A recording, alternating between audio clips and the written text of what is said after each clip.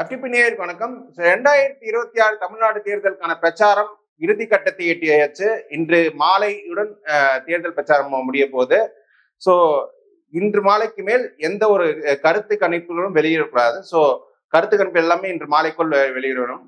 So நம்ம FTP Tamil சார்பாக நம்ம தமிழ்நாடு முழுக்க ஒவ்வொரு தொகுதியா நம்ம பண்ண அனாலிசிஸோட சம்மரி தான் இந்த வீடியோவில் நம்ம ரிலீஸ் பண்ண போறோம். ஸோ எந்த கட்சி எவ்வளோ தொகுதிகள், எந்த கட்சி எவ்வளோ வாக்கு வங்கி எடுக்கும்ன்றது நம்ம இந்த வீடியோவில் நம்ம அனௌன்ஸ் பண்ண போறோம். இது நம்மளோட என்னோட எலெக்ஷன் நாலேஜை வச்சு நம்ம பண்ண ரிசர்ச் அடிப்படையில் நான் அரைவ் பண்ண number. So with great humility நம்ம இந்த நம்பர் ரிலீஸ் பண்றோம். எந்த ஒரு கட்சிக்கும் பயஸ்டா இருக்கக்கூடாதுன்ற அந்த ஒரு நோக்கத்தோட நம்ம ரிலீஸ் பண்ண போறோம்.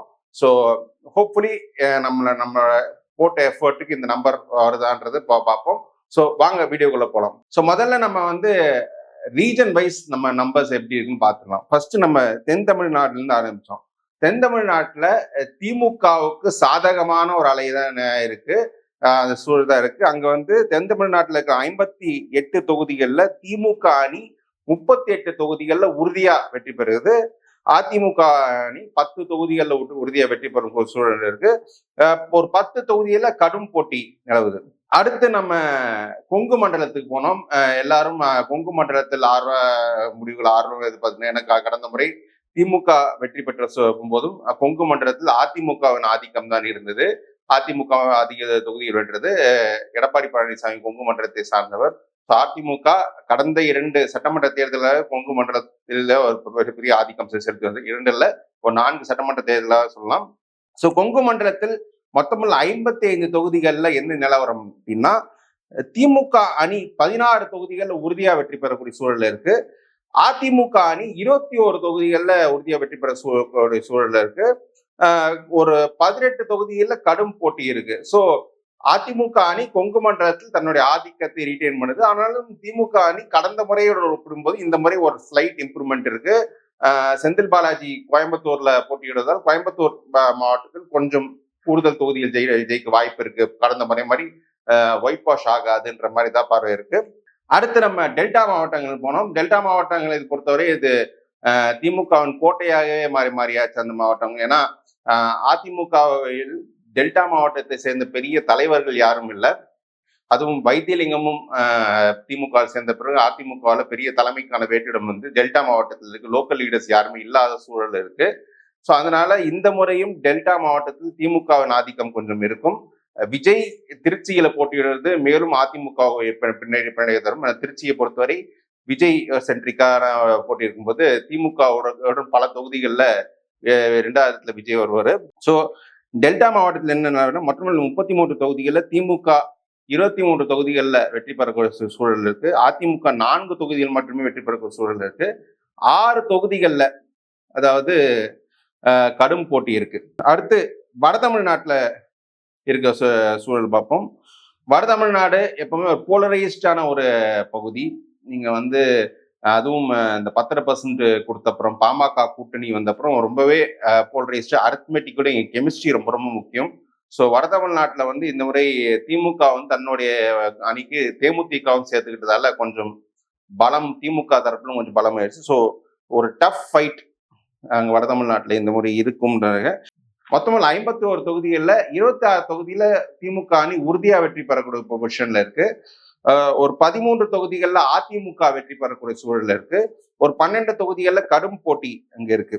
இறுதியா தலைநகர் சென்னை மண்டலத்துக்கு வந்திருக்கோம். காஞ்சிபுரம், திருவள்ளூர், செங்கல்பட்டு, சென்னை மாவட்டங்கள்ல இருக்க நிலவரம் பார்த்தா மொத்தம் 37 தொகுதிகள்ல இங்க தாவேகாவின் ஆதிக்கம் சென்னையில நல்லாவே இருக்கு. நிறைய தொகுதிகள்ல தாவேகா 2ஆம் இடம் கூட வரும் அப்படின்ற அந்த சூழல் இருக்கு. விஜய் பெரம்பூர்ல கண்டெஸ்ட் பண்றாரு, இந்த போல சூழல் இருக்கு. ஸோ அப்படி இருக்கும்போது மொத்தமுள்ள 37 தொகுதிகள்ல கடந்த முறை 37க்கு 36 திமுக ஸ்வீப் பண்ணுச்சு. இப்போ திமுக உறுதியா வெற்றி பெற சூழல்னு பார்த்தா 25 தொகுதியில இருக்கு. அதிமுகவுக்கு 2 தொகுதிகள்ல வெற்றி வாய்ப்பு சாதகமா இருக்கு. தாவேகா பொறுத்தவரை பெரம்பூர் தொகுதியில விஜய் வெற்றி பெறுகிற வாய்ப்பு இருக்கு. ஒரு 9 தொகுதியில க்ளோஸ் ஃபைட் அப்படின்ற இருக்கு. இப்ப க்ளோஸ் ஃபைட் சீட்ஸ் எல்லாம் பார்த்தோம்னு வச்சுக்கோங்களேன், அதோட ரிசல்ட்ஸ் நம்ம எப்படி பார்த்தோம்னா, இப்ப தென் தமிழ்நாட்டுல 10 தொகுதிகள்ல க்ளோஸ் ஃபைட் தொகுதியில திமுக அதிமுக தலா 5 தொகுதிகள்ல எட்ஜ் அவங்களுக்கு இருக்கு. கொங்கு மண்டலத்துல இருக்க 18 தொகுதிகள்ல 8 தொகுதிகள்ல திமுகவுக்கு சாதகமான ஒரு எட்ஜும், ஒரு க்ளோஸ் ஃபைட்ல ஒரு சின்ன எட்ஜும், 10 தொகுதிகள்ல அதிமுகவுக்கான க்ளோஸ் ஃபைட்ல எட்ஜும் அப்படி இருக்கு. டெல்டா மாவட்டத்துல இருக்க 6 தொகுதிகள்ல சொல்லணும்னா அங்க வந்து 2 தொகுதிகள்ல அதிமுகவுக்கு ஃபேவரபிள் எட்ஜும், 4 தொகுதிகள்ல திமுகவுக்கு ஃபேவரபிள் எட்ஜும் இருக்கு. வட தமிழ்நாட்டுல இருக்க 12 தொகுதிகள்ல எப்படி எட்ஜ் அப்படின்னு பார்த்தோம்னா 4 தொகுதிகள்ல அதிமுகவுக்கு ஒரு எட்ஜும், 8 தொகுதிகள்ல திமுகவுக்கு ஒரு எட்ஜும் அப்படி இருக்கு. சென்னையில இருக்கிற க்ளோஸ் ஃபைட் சீட்ஸ் 9 சீட்ல எப்படி அப்படின்னு பார்த்தோம்னா 9 தொகுதிகள்ல திமுக கூட்டணிக்கு வந்து 4 தொகுதிகள்ல ஒரு எட்ஜ் இருக்கு. இன்னொரு 4 தொகுதியில் அதிமுக அணிக்கு ஒரு எட்ஜ் இருக்கு. ஒரு தொகுதி அதாவது மயிலாப்பூர் தொகுதி தாவேகா வேட்பாளருக்கு ஒரு வெங்கட்க்கு ஒரு எட்ஜ் இருக்கிற மாதிரி தான் நமக்கு தகவல் வருது. ஸோ பேன் தமிழ்நாடு நம்பர்ஸ் எப்படி இருக்கும் அப்படின்னு பார்த்தோம்னா முதல்ல கூட்டணி கட்சிகள் திமுக கூட்டணி கட்சிகள்ல எப்படி பெர்ஃபார்மன்ஸ் பண்றாங்க அப்படின்னு பார்க்கலாம். முதல்ல காங்கிரஸ் கட்சி அவங்க 28 தொகுதிகள்ல போட்டியிடுறாங்க. அந்த 28 தொகுதிகள்ல 12 தொகுதிகள்ல உறுதியா வெற்றி பெறக்கூடிய சூழல் அவங்களுக்கு இருக்கு. ஒரு 5 தொகுதிகள்ல கடும் போட்டியில அவங்களுக்கு எட்ஜ் இருக்கு. அடுத்து தேமுதிக அவங்க வந்து 10 தொகுதிகள்ல போட்டிடுறாங்க. அதுல 4 தொகுதிகள்ல உறுதியா அவங்க வெற்றி பெறக்கூடிய சூழல் இருக்கு. ஒரு 2 தொகுதிகள்ல கடும் போட்டி இருந்தாலும் அவங்களுக்கு ஒரு எட்ஜ் அவங்களுக்கு இங்க இருக்கு. அடுத்து விசிகா, இந்த முறை விசிகாவுக்கு வந்து கடுமையான சவால் இருக்குன்னு நான் சொல்லுவேன். தாவேக்காவின் தாக்கம் கொஞ்சம் இருக்கு, கொஞ்சம் அவங்க கஷ்டமான சீட்ஸும் கொஞ்சம் எடுத்து கொஞ்சம் நிக்கிறாங்க. ஸோ டஃப்பான எலெக்ஷன் தான் விசிகாவுக்கு இருக்கும். 8 தொகுதிகள் போட்டிடுறாங்க. அதுல வந்து இப்போதைக்கு ஒரு தொகுதியில உறுதியா வெற்றி பெற சூழல் இருக்கு.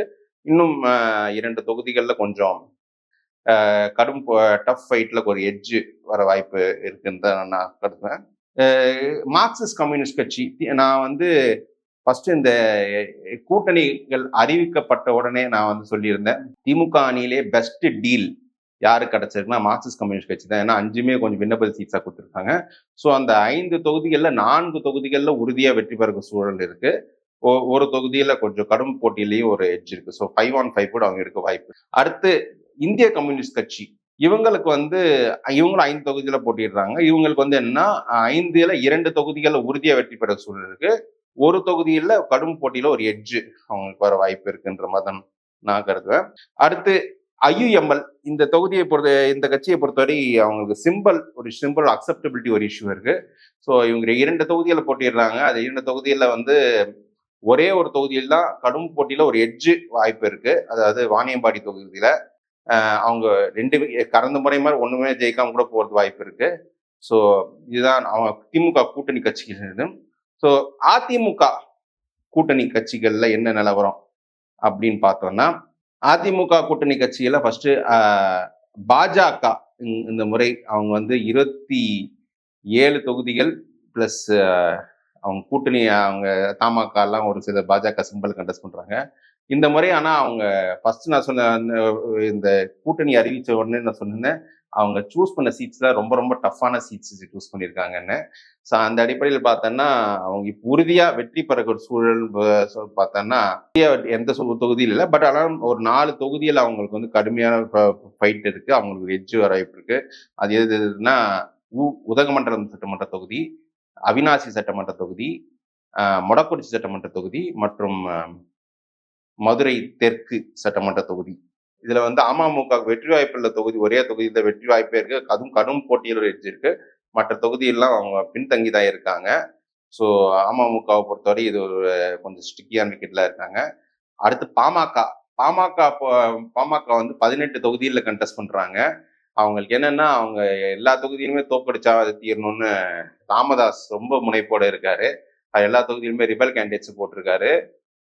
ஆனாலும் வந்து தருமபுரி தொகுதியில சௌமியா அன்புமணி வெற்றி பெற வாய்ப்பு இருக்குன்னு நான் சொல்லுவேன்.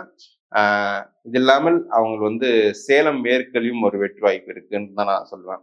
ஸோ கூட்டணி கட்சிகள் அடிப்படையில் அதிமுக கூட்டணி கட்சிகளுக்கு வந்து நல்லாவே அவங்க மொத்தமாவே அவங்களுக்கு ஒரு 7 தொகுதியில் தான் வெற்றி வாய்ப்பே இருக்கு. ஸோ 63 தொகுதியில எட்டேலை போட்டியிடாத தொகுதியில 7 தொகுதி தான் அவங்க வரக்கூடிய சூழல் கூடிய சூழல் இருக்கு. அது ஒரு இன்ஃபேக்ட் 2016 திமுகவுக்கு ஏற்பட்ட ஒரு பின்னாடி தான் இந்த பாயிண்ட்ல அதிமுகவுக்கும் வரும்னு நான் நினைக்கிறேன். ஸோ திமுக அதிமுக எவ்வளவு தொகுதி ஜெயிக்குன்னா, திமுக என்னை பொறுத்தவரை 119 முதல் 137 தொகுதிகள்ல திமுகவுக்கு வெற்றி வாய்ப்பு இருக்குன்னு நான் ஃபீல் பண்றேன். அதிமுகவை பொறுத்தவரை 60 முதல் 82 தொகுதிகள்ல அதிமுகவுக்கு ஒரு வெற்றி வாய்ப்பு இருக்குன்னு தான் நான் ஃபீல் பண்ணுவேன். ஓவரால் தமிழ்நாட்டுல இந்த சட்டமன்ற தேர்தல் நம்மளோட ப்ரொஜெக்ஷன் யார் எந்தெந்த அணி அப்படி இருக்குன்னா, திமுக அணி 142 முதல் 172 தொகுதிகள் வரை வெற்றி பெறலாம். அதுதான் நம்ம வின்னிங் ரேஞ்ச் கொடுப்போம். அதிமுக அணி 61 தொகுதிகள் முதல் 89 தொகுதிகள் வரை அவங்க வெற்றி வாய்ப்பு இருக்கு.